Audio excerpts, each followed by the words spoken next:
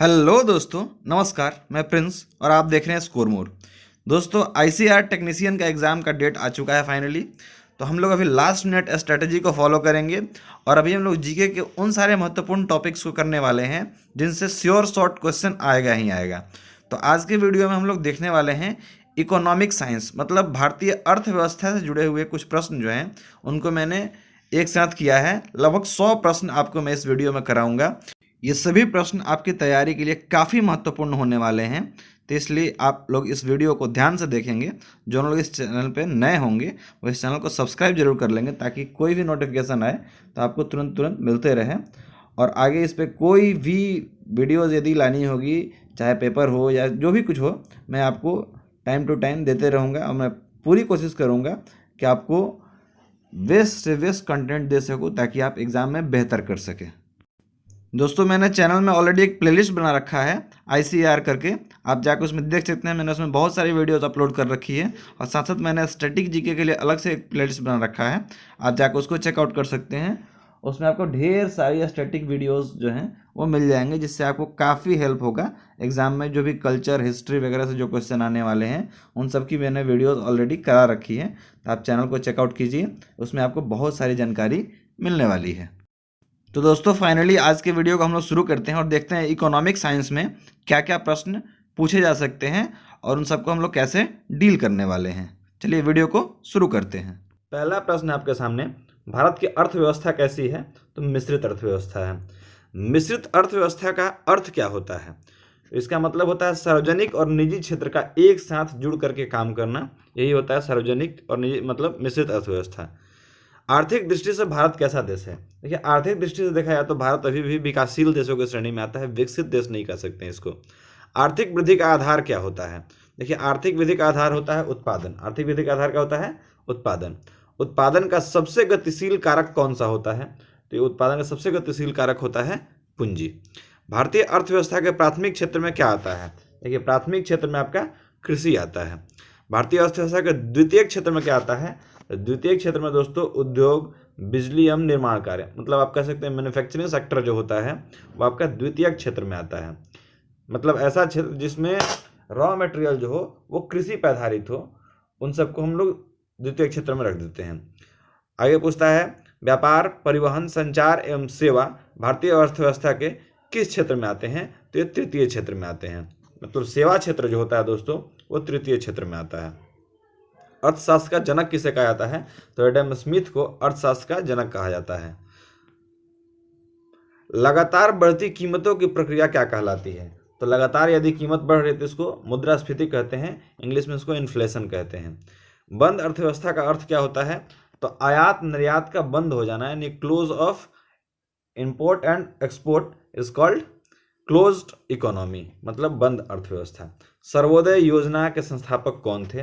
तो जयप्रकाश नारायण जो थे ये सर्वोदय योजना के संस्थापक थे। भारत में सर्वप्रथम राष्ट्रीय आय का अनुमान किसने लगाया था? तो दादा भाई नौरोजी ने सबसे पहले राष्ट्रीय आय का अनुमान लगाया था। भारतीय अर्थव्यवस्था के उदारीकरण का अग्रदूत किसे माना जाता है? तो डॉक्टर मनमोहन सिंह को भारतीय अर्थव्यवस्था के उदारीकरण का अग्रदूत माना जाता है। बढ़ते हैं आगे। भारत में मुद्रास्फीति की गणना किस पर आधारित है? तो जो थोक मूल सूचकांक होता है उस पर भारत की मुद्रास्फीति की गणना की जाती है। भारतीय अर्थव्यवस्था में कौन से क्षेत्र की हिस्सेदारी सकल राष्ट्रीय उत्पादन में सबसे अधिक है? तो जो तृतीय क्षेत्र है दोस्तों, यानी कि सेवा क्षेत्र, उसका भारतीय अर्थव्यवस्था में सबसे अधिक हिस्सेदारी होती है। राष्ट्रीय ग्रामीण विकास संस्थान कहाँ स्थित है? तो ये राष्ट्रीय ग्रामीण विकास संस्थान हैदराबाद में स्थित है। भारत की मौद्रिक नीति को कौन सी संस्था नियंत्रित करती है? यानी कि भारत का जो मॉनेटरी पॉलिसी है इसको भारतीय रिजर्व बैंक जो है वो नियंत्रित करता है। भारत में पहला निश्चित पूंजी बैंक कौन सा है? तो बैंक ऑफ हिंदुस्तान जो है भारत में पहला निश्चित पूंजी बैंक कहा जा सकता है इसको। वर्ष 1995 में इंपीरियल बैंक का राष्ट्रीयकरण कर किस बैंक की स्थापना की गई थी?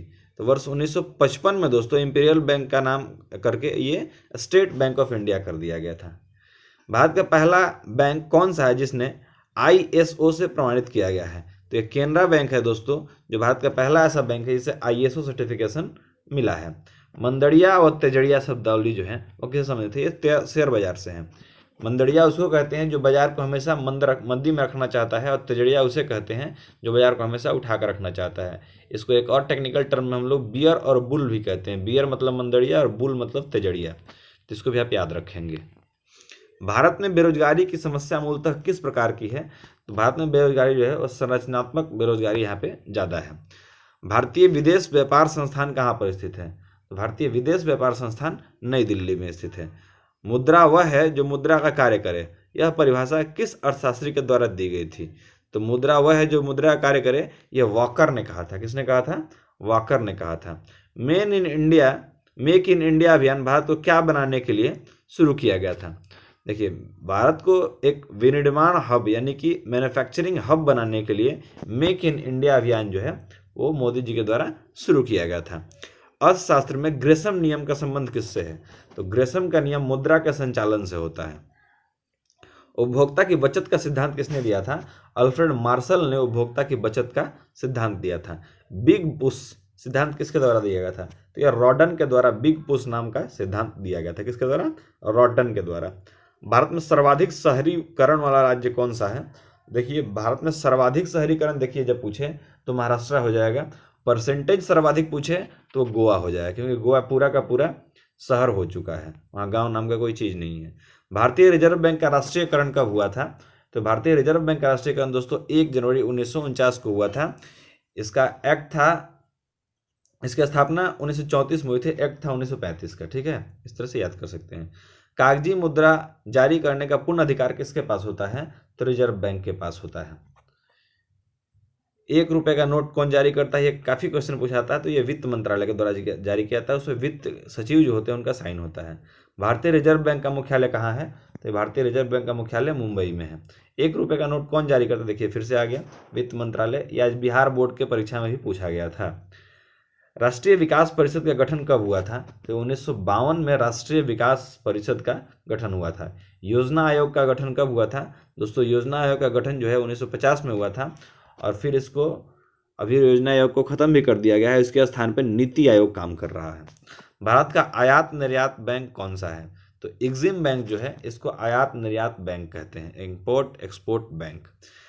मुद्रा स्वयं का निर्माण करती है, यह कथन किसका है? तो क्रोमर ने कहा था कि मुद्रा स्वयं का निर्माण करती है। भारत की राष्ट्रीय आय का प्रमुख स्रोत क्या है? तो राष्ट्रीय आय में हमने बताया था आपको पहले ही कि सबसे अधिक किसका मतलब योगदान होता है? तो सेवा कर का होता है।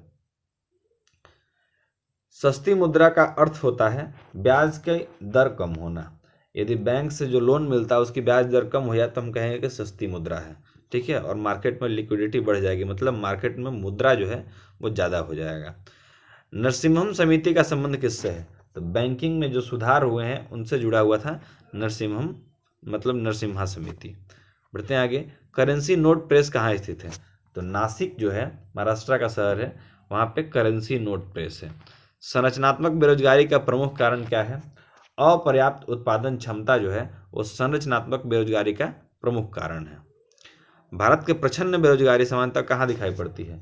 तो प्रच्छन्न बेरोजगारी जो है वो सामान्यतः कृषि क्षेत्र में दिखाई देती है। भारत का पहला मोबाइल बैंक कहाँ पर स्थापित किया गया? तो खरगोन जो है मध्य प्रदेश में, वहाँ पर भारत का पहला मोबाइल बैंक स्थापित किया गया। मोबाइल बैंक मतलब चलता फिरता हुआ बैंक। भारत में प्रथम पंचवर्षीय योजना कब शुरू की गई थी? तो 1951 में प्रथम पंचवर्षीय योजना शुरू की गई थी। पंचवर्षीय योजना का सीरीज जो है वो 12 पंचवर्षीय योजनाएं हमारे देश में लागू की गई, और उसके बाद अब पंचवर्षीय योजना का जो ये है काल है उसको खत्म कर दिया गया है। मुद्रा की मात्रा में कमी क्या कहलाती है? मुद्रा की मात्रा में जब कमी होती है उसको बोलते हैं मुद्रा का संकुचन। मुद्रा का संकुचन कहते हैं उसको। जिस नीति को देश का केंद्रीय बैंक ऋणात्मक व गुणात्मक उपकरणों के माध्यम से लागू करता है उसे क्या कहते हैं? उसे ही मौद्रिक नीति यानी कि मॉनेटरी पॉलिसी कहते हैं। जब सरकार की आय कम तथा व्यय ज़्यादा होता है तो अर्थव्यवस्था को कहते हैं क्या? तो अर्थव्यवस्था जो होता है वो घाटे में चला जाता है। कहीं भी जब भी आय अधिक हो, आय कम हो और व्यय ज़्यादा होने लगे तो उसको हम लोग कहते हैं कि ये घाटे की अर्थव्यवस्था चल रही है। नाबार्ड बैंक का पूरा नाम क्या है? नाबार्ड बैंक का पूरा नाम होता है राष्ट्रीय कृषि एवं ग्रामीण विकास बैंक, यानी कि national agriculture and rural development bank. ये नाबार्ड का फुल फॉर्म होता है। सहकारी साख संगठन का शुभारंभ कब हुआ था? तो ये 1904 में हुआ था। जब किसी आवश्यकता को कीमत, समय, स्थान से प्रश्न में तो उसे क्या कहते हैं, तो उसको मांग कहते हैं। क्या कहते हैं? मांग कहते हैं। मूल्य योजित कर यानी कि वैट, वैल्यू एडेड टैक्स, किसकी सिफारिश पर लागू किया गया था? तो ये चिलैया समिति जो है दोस्तों, इसकी सिफारिश पर वैट टैक्स जो है ये लागू किया गया था। वह दर जिस पर कमर्शियल बैंक भारतीय रिजर्व बैंक से रुपए उधार लेते हैं उसको क्या कहते हैं? उसको रेपो रेट कहते हैं। और जब कमर्शियल बैंक भारतीय रिजर्व बैंक को उधार देते हैं, मतलब उधार क्या, अपना पूंजी रखने के लिए देते हैं, तो उसको बोलते हैं रिवर्स रेपो। जो अर्थव्यवस्था आर्थिक दृष्टि से पूर्णतः संपन्न होती है क्या कहलाती है? उसको बोलते हैं विकसित अर्थव्यवस्था। राष्ट्रीय आय की आकलन के लिए देश में कौन सी संस्था कार्यरत है? तो केंद्रीय सांख्यिकी संगठन जो है ये अभी देश में राष्ट्रीय आय का आकलन करती है। ये कोलकाता में इसका हेडक्वार्टर आपको मिल जाएगा। बढ़ते हैं आगे। दुर्गापुर, भिलाई, राउरकेला के इस्पात कारखाने किस पंचवर्षीय योजना के दौरान स्थापित किए गए थे? तो द्वितीय पंचवर्षीय योजना के अंतर्गत ये स्थापित किए गए थे। ठीक है, दुर्गापुर, भिलाई और राउरकेला। दुर्गापुर जो है इस्पात संयंत्र, ये ब्रिटेन की सहायता से खोला गया था दोस्तों। और जब बात करते हैं हम लोग राउरकेला की, तो ये खोला गया था आपका रसिया की सहायता से, भिलाई रसिया की सहायता से। अंत्योदय योजना कार्यक्रम किस वर्ष प्रारंभ हुआ था? तो ये 1977-78 में अंत्योदय योजना कार्यक्रम प्रारंभ हुआ था। राष्ट्रीय विकास परिषद का गठन कब हुआ था? तो 6 अगस्त 1952 को राष्ट्रीय विकास परिषद का गठन हुआ था। सेबी की स्थापना कब हुई थी? तो ये 12 अप्रैल 1988 को सेबी की स्थापना हुई थी। इसका हेडक्वार्टर आपको लखनऊ में मिल जाएगा। प्रथम चरण में कितने बैंकों का राष्ट्रीयकरण किया गया था? तो 1969 में जो राष्ट्रीयकरण हुआ था उसमें 14 बैंकों का राष्ट्रीयकरण किया गया था। भारतीय जीवन बीमा निगम यानी ये LIC की स्थापना कब हुई थी? तो सितंबर 1956 में LIC की स्थापना की गई थी। देश में कितनी टकसालें कार्यरत हैं? अभी भारत में कुल 4 टकसालें कार्यरत हैं, जिनमें से एक कोलकाता में आपको देखने को मिल जाएगी।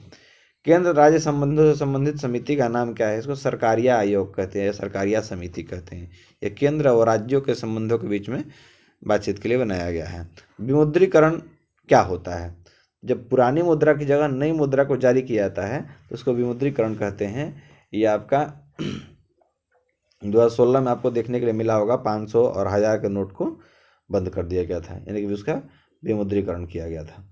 भारत का सबसे पुराना स्टॉक एक्सचेंज कौन सा है? Mumbai stock exchange.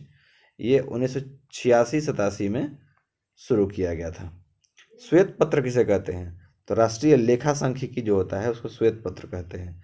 Operation flood किसे संबंधित है? दोस्तों ऑपरेशन फ्लड जो है दुग्ध उत्पादन से संबंधित है। वर्गीज कुरियन ने इसको शुरू किया था। विश्व बैंक की उदाहरण प्रदान करने वाली खिड़की किसे कहते हैं? तो राष्ट्रीय विकास संघ यानी IDA जो है इसको कहते हैं। बैकवाश प्रभाव शब्द का प्रयोग सर्वप्रथम किसने किया था? तो गुन्नार मिडल ने किया था। भारत में वित्त आयोग के गठन का प्रावधान संविधान के किस अनुच्छेद में है? तो अनुच्छेद 280 में भारत में वित्त आयोग के गठन का प्रावधान बताया गया है। निक्की क्या है? टोक्यो स्टॉक एक्सचेंज जो है का शेयर मूल्य सूचकांक जो है उसको हम लोग निक्की कहते हैं, NIKKEI। राष्ट्रीय विकास एवं ग्रामीण विकास बैंक नाबार्ड की स्थापना किस समिति की सिफारिश के आधार पर की गई थी? तो ये शिवरमन समिति के सिफारिश पर नाबार्ड की स्थापना की गई थी। कुडनकुलम में नाभिकीय ऊर्जा संयंत्र की स्थापना किस देश के सहयोग से की जा रही है? तो रसिया के सहयोग से कुडनकुलम में नाभिकीय ऊर्जा संयंत्र की स्थापना की जा रही है। देश में GST का प्रावधान किस संविधान संशोधन अधिनियम के तहत किया जा रहा है? तो GST का प्रावधान जो है दोस्तों ये 101वां जो संविधान संशोधन है उसके तहत किया गया। गुरु शिष्य परंपरा परियोजना किसके लिए शुरू किया गया? तो हस्तशिल्पी के लिए गुरु शिष्य परंपरा परियोजना शुरू किया गया। गिनी गुणांक का प्रयोग किसके लिए किया गया? आय के वितरण की असमानता को मापने के लिए गिनी गुणांक का प्रयोग किया जाता है। भारत के किस राज्य में शिशु मृत्यु दर सबसे कम है? तो केरल में है शिशु मृत्यु दर सबसे कम। सार्वजनिक क्षेत्र से क्या तात्पर्य है? ये सार्वजनिक क्षेत्र उसको कहते हैं जिसमें वाणिज्य एवं व्यापार पर सरकार का स्वामित्व होता है, उसको सार्वजनिक क्षेत्र कहते हैं। भारत में हरित क्रांति किस मामले में सर्वाधिक सफल रही? तो गेहूं और चावल के उत्पादन के मामले में भारत में हरित क्रांति जो है वो सबसे सफल रही। ये शुरू किया था किसने? तो उनका नाम, मतलब इंडिया में यदि हम बोलें तो आप अपने कमेंट बॉक्स में हमें बता सकते हैं कि आपको मतलब ये जो हरित क्रांति भारत में शुरू किए थे उनका नाम क्या है, और जो पूरे विश्व में है उनका नाम मैं बता दूं, नॉर्मन बोरलॉग था। इंडिया में किसने शुरू किया था हमें कमेंट सेक्शन में बताएंगे। ब्याज दर नीति किसके अंतर्गत आती है? तो ये ब्याज दर नीति जो है मौद्रिक नीति के अंतर्गत आती है। भारत में कर्मचारियों के महंगाई भत्ते के निर्धारण का आधार क्या होता है? तो उपभोक्ता मूल्य सूचकांक जो है भारत में कर्मचारियों का महंगाई भत्ते के निर्धारण का आधार होता है। महिलाओं की साक्षरता दर सबसे ऊंची किस राज्य में है? तो साक्षरता दर महिलाओं की हो या पुरुषों की हो, सबसे ऊंची कहाँ पे है? केरल में है दोस्तों। बढ़ते हैं अगले प्रश्न की ओर। भारत में वर्तमान में विश्व में चीन के पश्चात दूसरी बड़ी जनसंख्या वाला देश है। विश्व में तीसरी बड़ी जनसंख्या वाला देश कौन सा है? तो अमेरिका जो है विश्व में तीसरी बड़ी जनसंख्या वाला देश है। दूसरी पंचवर्षीय योजना का प्रारूप किस अर्थशास्त्री के आर्थिक मॉडल पर आधारित था? तो पीसी महालनोबिस ने दूसरी पंचवर्षीय योजना का मॉडल दिया था। ब्रिक्स विकास बैंक का मुख्यालय कहाँ पे है? तो संघाई में ब्रिक्स विकास बैंक का मुख्यालय मिलेगा। राष्ट्रीय कृषि और ग्रामीण विकास बैंक की स्थापना किस पंचवर्षीय योजना के अंतर्गत की गई थी? तो ये नाबार्ड जो है दोस्तों उसकी स्थापना 6वीं पंचवर्षीय योजना के अंतर्गत की गई थी। अवमूल्यन शब्द का अर्थ क्या होता है? तो अन्य मुद्रा की तुलना में अपने देश की मुद्रा का भाव जो है वो घटा देना अवमूल्यन कहलाता है। अगला क्वेश्चन है हमारे सामने, दलाल स्ट्रीट कहाँ पर स्थित है? तो ये मुंबई में दोस्तों आपको शेयर मार्केट में मिलेगा Dalal street. Reserve Bank of India का राष्ट्रीयकरण कब हुआ था? ये मैंने अभी पीछे भी बताया था, 1949 में हुआ था। भारतीय रिजर्व बैंक के वर्तमान गवर्नर कौन है? तो शक्तिकांत दास जो है भारतीय रिजर्व बैंक के वर्तमान गवर्नर है। 2011 की जनगणना के अनुसार सर्वाधिक घनत्व वाला राज्य कौन सा है? तो सर्वाधिक घनत्व वाला राज्य आपका बिहार है। 1 किलोमीटर स्क्वायर में 1104 लोग यहाँ रहते हैं। 2011 की जनगणना के अनुसार किस केंद्रशासित प्रदेश में साक्षरता प्रतिशत अधिकतम है? तो लक्षद्वीप में साक्षरता का परसेंटेज जो है वो सबसे अधिक आपको मिलेगा। स्टैगफ्लेशन क्या है? दोस्तों स्टैगफ्लेशन का मतलब होता है मंदी के साथ मुद्रा की स्थिति, उसको बोलते हैं स्टैगफ्लेशन। भारत में गरीबी हटाओ का नारा किस पंचवर्षीय योजना के अंतर्गत दिया था? तो 5वीं पंचवर्षीय योजना जो थी उसके अंतर्गत गरीबी हटाओ का नारा दिया था। काफ़ी फेमस क्वेश्चन है ये। अंतर्राष्ट्रीय व्यापार का प्रमुख प्रहरी कौन है? तो FCI यानी अंतर्राष्ट्रीय वित्त निगम जो है अंतर्राष्ट्रीय व्यापार का प्रमुख प्रहरी होता है। भारत की विदेशी मुद्रा कोष में सर्वाधिक अंश किसका होता है? तो विदेशी मुद्रा परिसंपत्तियों का भारत की विदेशी मुद्रा में सर्वाधिक अंश होता है। भारत में गेहूं का सर्वाधिक उत्पादन किस राज्य में होता है? तो उत्तर प्रदेश में गेहूं का सर्वाधिक उत्पादन होता है। राष्ट्रीय आवास बैंक किसका नियंत्रित उपक्रम है? तो राष्ट्रीय आवास बैंक जो है भारतीय रिजर्व बैंक का एक उपक्रम है। OTC क्या है? भारत का शेयर बाजार, इसको OTCEI कहते हैं। और इसी तरह की और भी वीडियोस जो हैं उनको लेने के लिए आप इस चैनल को सब्सक्राइब कर लेंगे, बेल आइकन को प्रेस कर देंगे ताकि कोई भी नोटिफिकेशन आपको मिलते रहे, और अगले दिन में और कोई एक नए टॉपिक पे वीडियो आपके लिए लाऊंगा। जय हिंद, जय भारत।